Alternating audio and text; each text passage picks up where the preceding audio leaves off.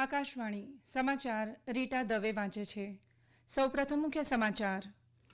કેન્દ્ર સરકારે ફરિયાદ નિવારણને સમયબદ્ધ અને સાર્થક બનાવવાના હેતુથી વ્યાપક દિશા નિર્દેશ જાહેર કર્યા.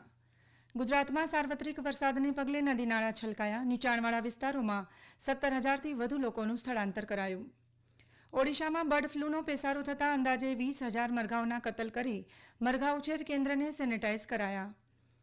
ઓસ્ટ્રેલિયાની સરકારે કર્મચારીઓને કામના કલાકો સિવાયના સમયમાં સંપર્ક વિહોણા રહેવાનો અધિકાર આપતો કાયદો અમલમાં મૂક્યો.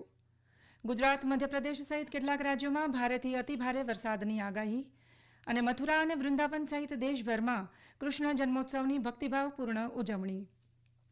સમાચાર વિગતવાર. કેન્દ્ર સરકારે ફરિયાદ નિવારણને સમયબદ્ધ અને સાર્થક બનાવવાના હેતુથી વ્યાપક દિશા નિર્દેશ જાહેર કર્યા છે.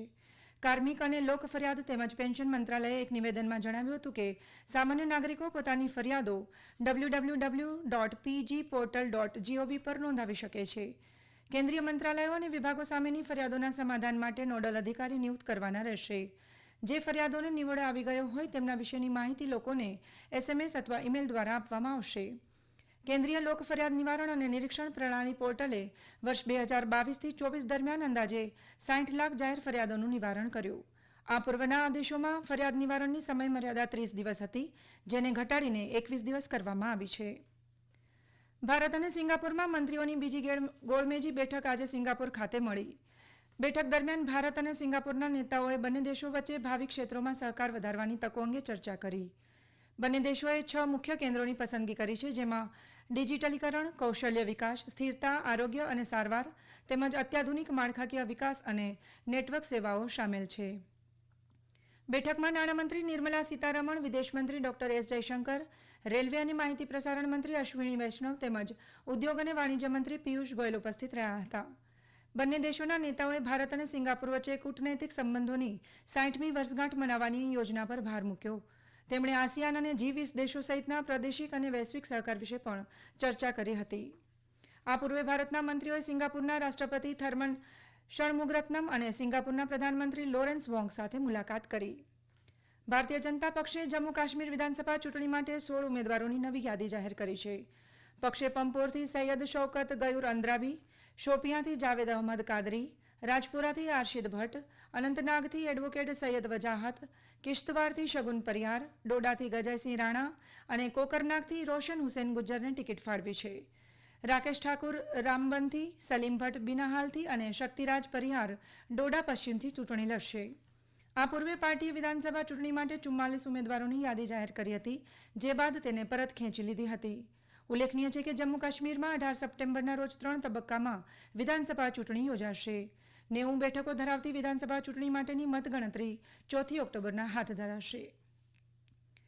ઓડિશામાં બર્ડ ફ્લૂને પગલે પુરી જિલ્લામાં પીપલીમાં હજારો મરઘાઓને મારી નાખવામાં આવ્યા છે.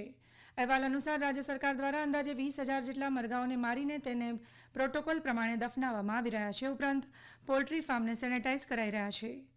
ભોપાલના રાષ્ટ્રીય ઉચ્ચ સુરક્ષા પશુ રોગ સંસ્થા દ્વારા હાલમાં જ પીપળી વિસ્તારમાંથી લેવાયેલા નમૂના એવિયન ઇન્ફ્લુએન્ઝા H5N1થી સંક્રમિત હોવાનું જાણવા મળ્યું હતું, જે બાદ રાજ્ય સરકારે બર્ડ ફ્લૂના સંક્રમણને વધતું અટકાવવા આ પગલાં લેવાનું શરૂ કર્યું છે. કોલકાતાની આરજી કર હોસ્પિટલના ભૂતપૂર્વ પ્રિન્સિપલનો પોલીગ્રાફ ટેસ્ટ કરાયો. સીબીઆઈએ કોલકાતામાં નિઝામ પેલેસ ઓફિસમાં આરજી કર મેડિકલ કોલેજના ફોરેન્સિક વિભાગના ભૂતપૂર્વ આરોગ્ય અધિકારી તેમજ ઉપપ્રાધ્યાપક ડોક્ટર સંજય વશિષ્ઠ અને ડોક્ટર દેબાશિષ સોમની પૂછપરછ કરાઈ હતી. સીબીઆઈએ હોસ્પિટલમાં નાણાકીય અનિયમિતતાની તપાસ સંદર્ભે 15 સ્થળોએ દરોડા પાડ્યા હતા.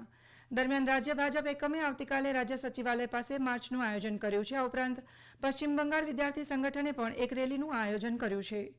પશ્ચિમ બંગાળની તમામ સરકારી મેડિકલ કોલેજો અને સંસ્થાનોમાં જુનિયર ડોક્ટર્સની હડતાલ ચાલુ છે. પશ્ચિમ બંગાળ જુનિયર ડોક્ટર્સ ફ્રન્ટે આરજી કર મેડિકલ કોલેજ દુષ્કર્મની ઘટનાની વિસ્તૃત તપાસ, દોષીઓને કઠોર સજા અને સંદીપ ઘોષને બરખાસ્ત કરવાની માંગ કરી છે.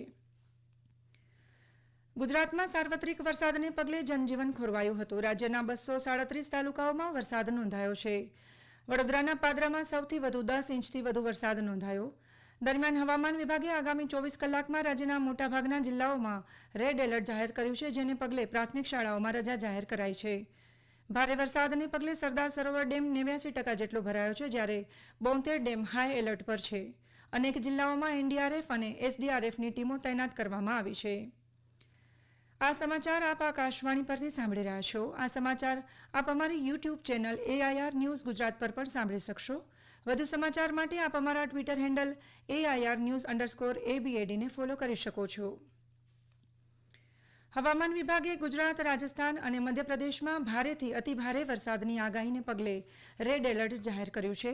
હવામાન વિભાગ અનુસાર ગુજરાત, દક્ષિણ ગુજરાત, સૌરાષ્ટ્ર અને કચ્છમાં ભારેથી અતિભારે વરસાદની શક્યતા છે. આ ઉપરાંત મધ્યપ્રદેશ, ગોવા, તટીય કર્ણાટક અને દક્ષિણ કર્ણાટકમાં ભારેથી અતિભારે વરસાદ હોવાની શક્યતા છે. આ તરફ જમ્મુ કાશ્મીર, લદ્દાખ અને પંજાબના અંતરિયાળ ભાગોમાં આવતીકાલે ભારે વરસાદની સંભાવનાઓ દર્શાવે છે. દક્ષિણ ભારતની વાત કરીએ તો કેરળ, તટીય આંધ્રપ્રદેશ, તેલંગાણા, કર્ણાટકમાં 3 દિવસમાં છૂટોછવાયો વરસાદ વરસી શકે છે. ઉપરાંત ઝારખંડ, બિહાર, ઓડિશા, નાગાલેન્ડ, મણિપુર, મિઝોરમ, ત્રિપુરા, આસામ, મેઘાલય, અંદમાન નિકોબાર ટાપુ ખાતે 2 દિવસમાં છૂટાછવાયા વરસાદની આગાહી છે.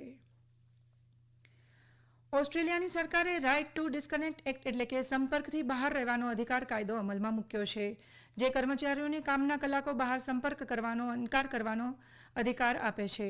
આજથી ઓસ્ટ્રેલિયામાં કર્મચારીઓને તેમના પગારના કલાકો બહાર કામના ઈમેલ, કોલ અને મેસેજ પર નજર રાખવાનો, જવાબ આપવાનો ઇનકાર કરવાનો અધિકાર રહેશે. જો કે આપાતની સ્થિતિમાં સંપર્ક બહાર રહેવાનો આ અધિકાર લાગુ પડતો નથી.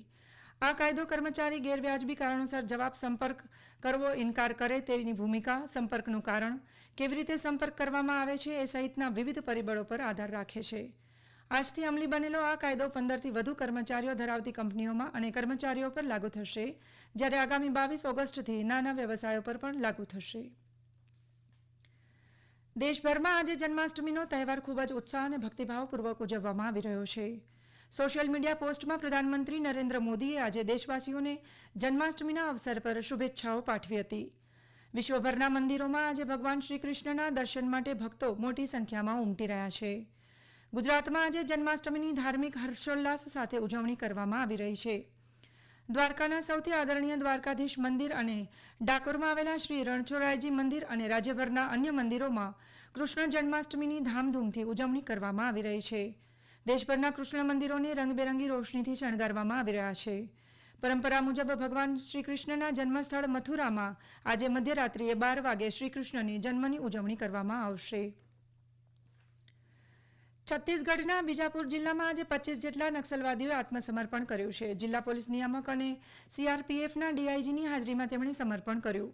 આ નક્સલવાદીઓ ઉપર કુલ 29 લાખ રૂપિયાનું ઇનામ જાહેર થયેલું હતું.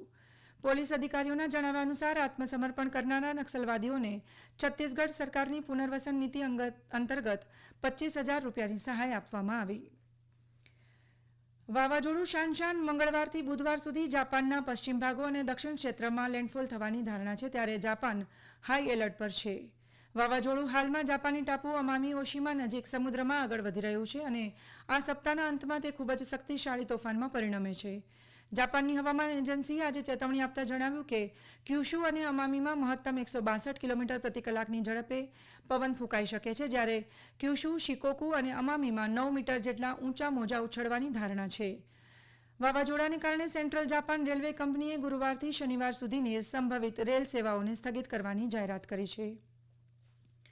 કેન્દ્ર શાસિત પ્રદેશ લદ્દાખમાં કેન્દ્ર સરકારે ઝંસ્કાર, દ્રાસ, શામ, નુબ્રા અને ચાંગથાંગને અલગ જિલ્લા બનાવવાનો નિર્ણય લીધો છે. આજે એક સોશિયલ મીડિયા પોસ્ટમાં કેન્દ્રીય ગૃહપ્રધાન અમિત શાહે જણાવ્યું હતું કે ગૃહ મંત્રાલયે વિકસિત અને સમુદ્ર લદ્દાખના નિર્માણ માટે પ્રધાનમંત્રી નરેન્દ્ર મોદીના વિઝનને અનુસરીને કેન્દ્ર શાસિત પ્રદેશમાં 5 નવા જિલ્લા બનાવવાનો નિર્ણય લીધો છે.